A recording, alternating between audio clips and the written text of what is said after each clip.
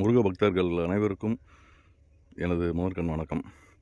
என்னென்னா, நேற்று நம்ம தோட்டத்திலேருந்து நான் கீழூருக்கு அப்படியே போயிட்டுருந்தேன். அப்போ பார்த்தீங்கன்னா, நடைப்பயணமாக நிறைய பேர் வந்துட்டுருந்தாங்க. நேற்று சாயங்காலம் நிறைய பேர் நடைப்பயணம் வந்துட்டுருந்தாங்க. அதில் பார்த்தீங்கன்னா, எஸ்பெஷலாக ஒரு பொண்ணும் அவங்க அம்மாவும் லெஃப்ட் சைடில் போய்ட்டு இருந்தாங்க. தபால் ரைட் சைடில் ஓடினாங்க. போகும்போது அங்கே ரைட் சைடில் பார்த்தீங்கன்னா, அதில் வந்து ஒரு பாதை வழியாக தோட்டத்துக்கு போகிறதுக்கு பாதை போட்டிருந்தோம். அவங்க அந்த பாதையை நோக்கி உள்ளே போகிறதுக்காக போனாங்க. அங்கே வேலி அடைச்சிருந்தோடனே ரிட்டன் வந்துட்டாங்க. ஐயோ அப்படின்ட்டு அந்த பொண்ணு ஐயோ அப்படின்னு சொல்லிட்டு வெளில வருது. உடனே எனக்கு மனசங்கடமாயிருச்சு. சரி, அவங்க என்ன ஃபீல்டில் போகிறாங்கன்றதை எனக்கு அப்சர்வ் பண்ண முடிஞ்சுது. மனசில் ரொம்ப கஷ்டமாக இருந்தது. எப்படி நம்ம இப்போது ஒரு பையனாக இருந்தால், தம்பி இங்கே வா, இங்கே போ, நம்ம தோட்டத்துக்குள்ளே போ அப்படின்னு சொல்லிடலாம். ஒரு பொண்ணுன்னும் போது எனக்கு சொல்கிறதுக்கு என்ன சொல்லணும்னு தெரியல. மன உளைச்சலுக்கு உண்டாயிருச்சு. அப்போது சொல்ல முடியல. ஆனால் ரொம்ப மனசு வருத்தமாக இருந்தேன். ஏன்னா இன்றைக்கி பசியோடு கூட எவ்வளோ தூரம் வேணாலும் பயணிச்சிடலாங்க. தண்ணி குடிச்சா ஓடிடலாம். ஒரு ஒன்றுக்கு இருக்கணும்னா பெண்கள் என்ன பண்ணுவாங்க? அது ரொம்ப சங்கடமான விஷயம்.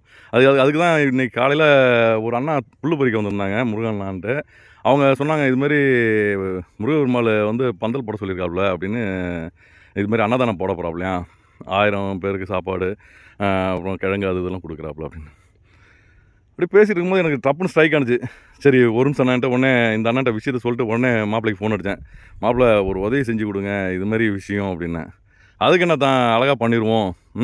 இப்போ ஏற்கனவே அன்னதானம் போடுறதுக்கு அந்த பந்தல் போட தான் ஆள் வராங்க, சேர்ந்து கையோட இதையும் செஞ்சு கொடுத்துருவோம் அப்படின்ட்டு சொன்னாங்க.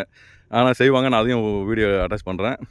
நான் எதுக்கு சொல்ல வரேன்னா, இதுமாரி இப்போ மாப்பிள்ளை அவங்க செய்கிறத பார்த்து ஒவ்வொருத்தவங்களும் அடுத்தடுத்து செஞ்சிங்கன்னா எனக்கு உண்மையாலுமே ரொம்ப சந்தோஷம்.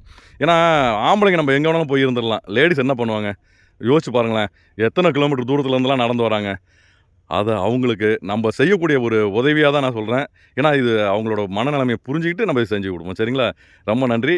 இந்த வீடியோவை பார்க்குறவங்க கண்டிப்பாக எல்லோருக்கும் ஷேர் பண்ணுங்கள்.